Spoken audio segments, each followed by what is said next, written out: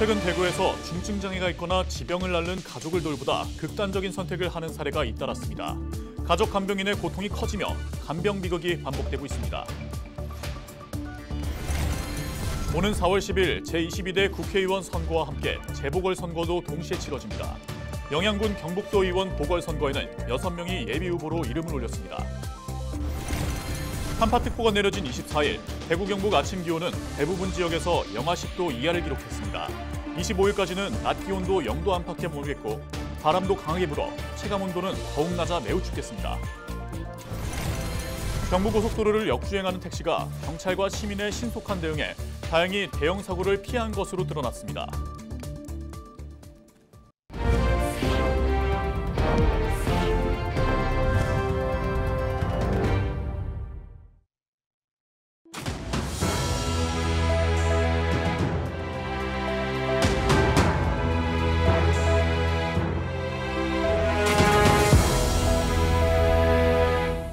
시청자 여러분 안녕하십니까?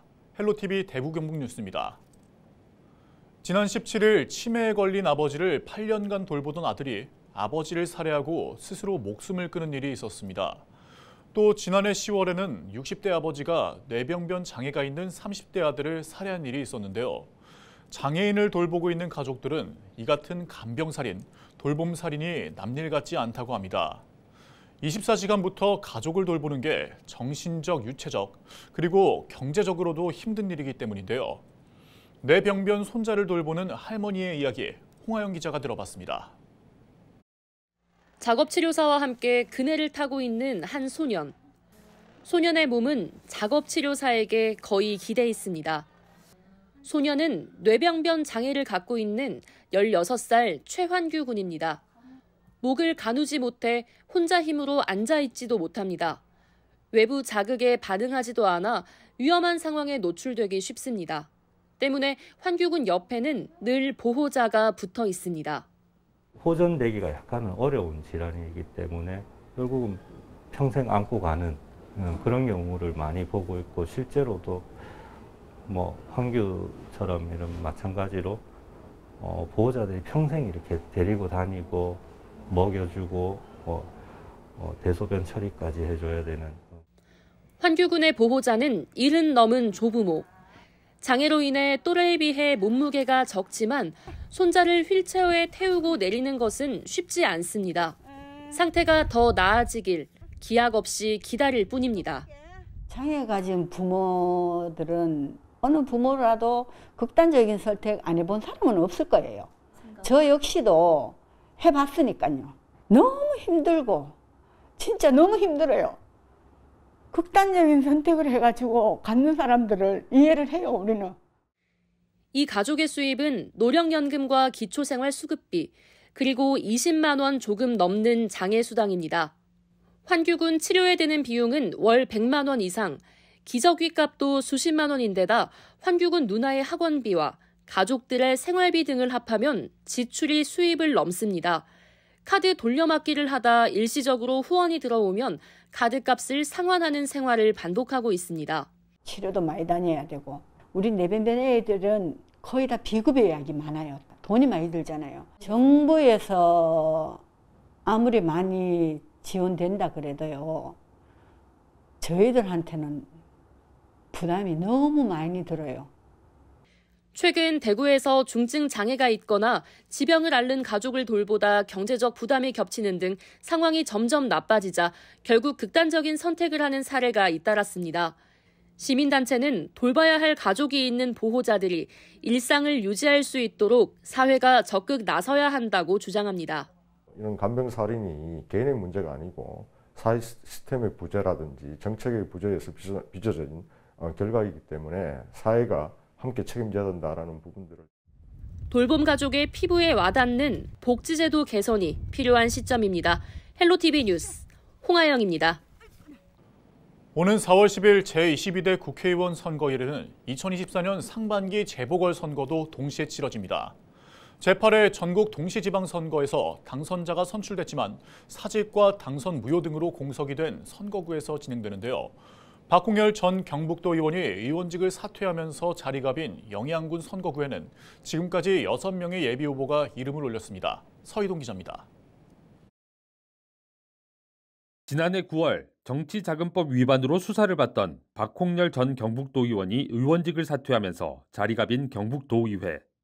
이에 따라 박 전 도의원이 빠진 영양군은 오는 4월 총선과 동시에 보궐선거를 치르게 됩니다. 1월 24일 기준으로 영양군 선거구에 출마를 선언한 경북도의원 예비후보는 모두 6명입니다. 구진회 전 국민의힘 경북도당 부위원장, 사단법인 한국농업경영인 영양군연합회 청기면 회장을 맡고 있습니다.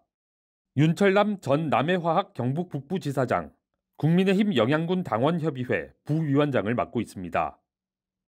이종렬 전 경상북도 의회 의원, 국민의힘 경북도당 부위원장을 지냈습니다.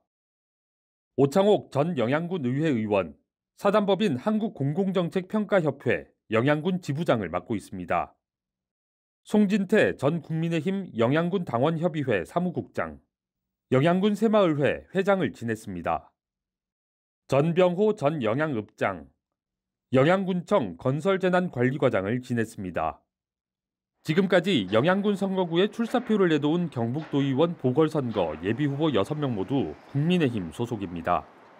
다른 정당의 예비후보 등록에 관심이 모이는 가운데 이번 선거에서 선출되는 도의원은 전체 임기 중 절반인 약 2년 동안 의원직을 수행하게 됩니다. 헬로티비 뉴스 서희동입니다.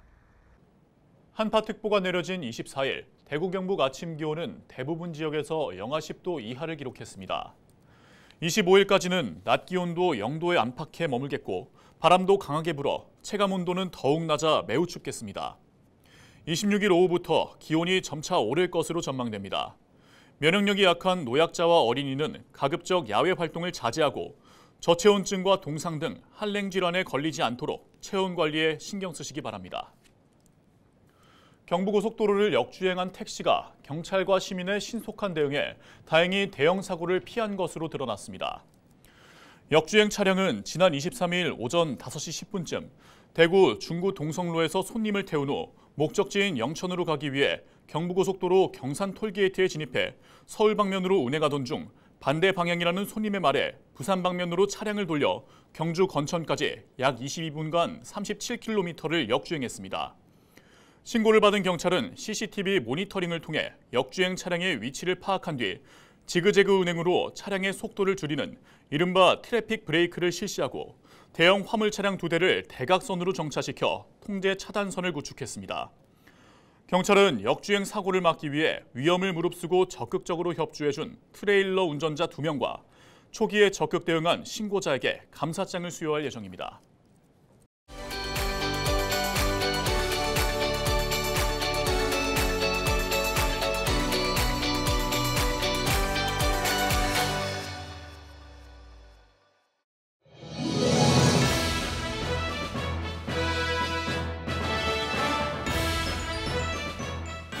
국회의원 선거가 석 달 앞으로 다가왔습니다.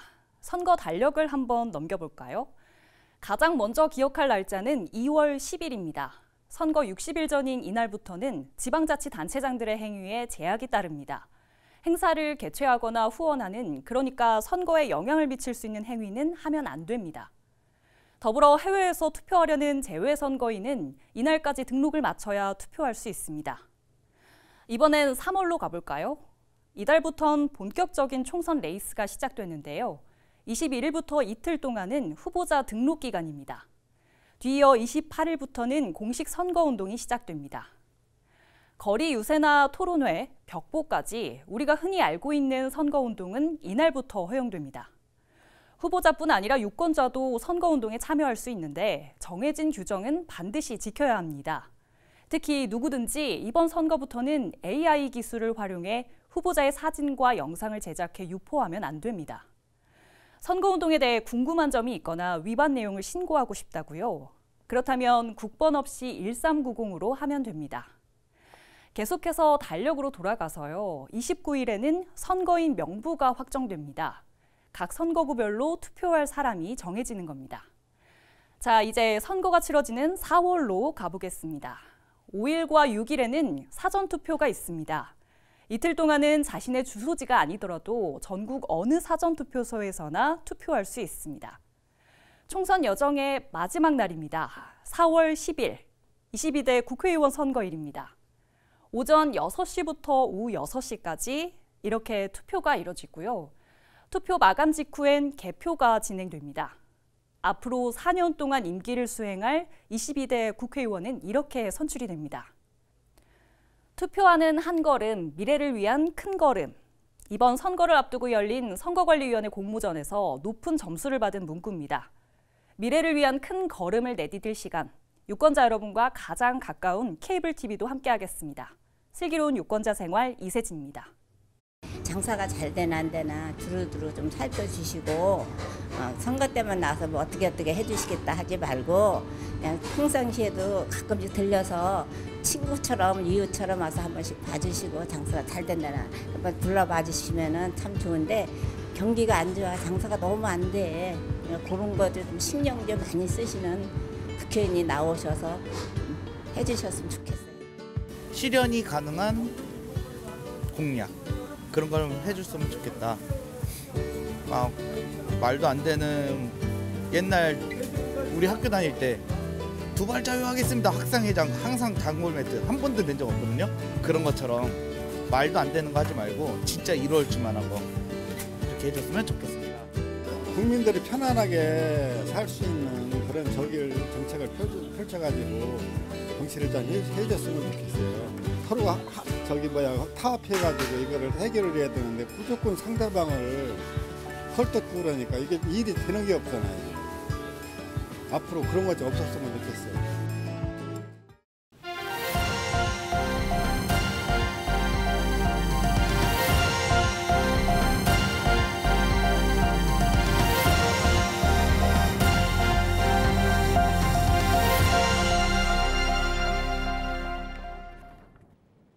경상북도가 올해 지역공공 필수의료 예산으로 924억 원을 투입합니다. 지방의료원의 진료 공백을 최소화하기 위해 필수 전문 의료진을 영입하고 24시간 야간 휴일 소아응급실을 운영합니다.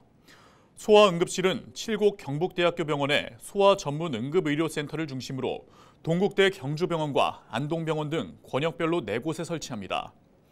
안동의료원과 영주 적십자병원 등 도내 5개 지역 책임 의료기관에는 퇴원 환자 연계, 중증 응급 환자 이송 지원, 감염병 관리 등 필수 의료 협력 체계를 구축할 계획입니다. 영주시가 설날을 앞두고 이용객이 몰릴 것으로 예상되는 취약시설의 안전점검에 나섭니다. 점검 대상은 영주시 관내 전통시장 8곳을 비롯해 노후 공동주택과 요양시설, 관광 숙박시설 등 14곳입니다. 영주시는 관련 공무원과 유관기관, 민간 전문가 등이 함께 점검반을 구성해 시설 관리 실태와 운영 규정 준수 여부 등을 점검하고 문제점이 확인되면 현장에서 즉시 조치할 계획입니다. 대구시가 설 명절 의료 공백을 막기 위해 연휴 기간 문을 여는 병원과 의원, 약국을 모집합니다. 참여를 희망하는 의료기관은 다음 달 1일까지 운영 일자와 시간을 보건소로 제출하면 됩니다. 설 명절 운영하는 의료기관의 정보는 추후 대구시청과 구군보건소 누리집, 보건복지부 응급의료 포털 등에서 확인할 수 있습니다.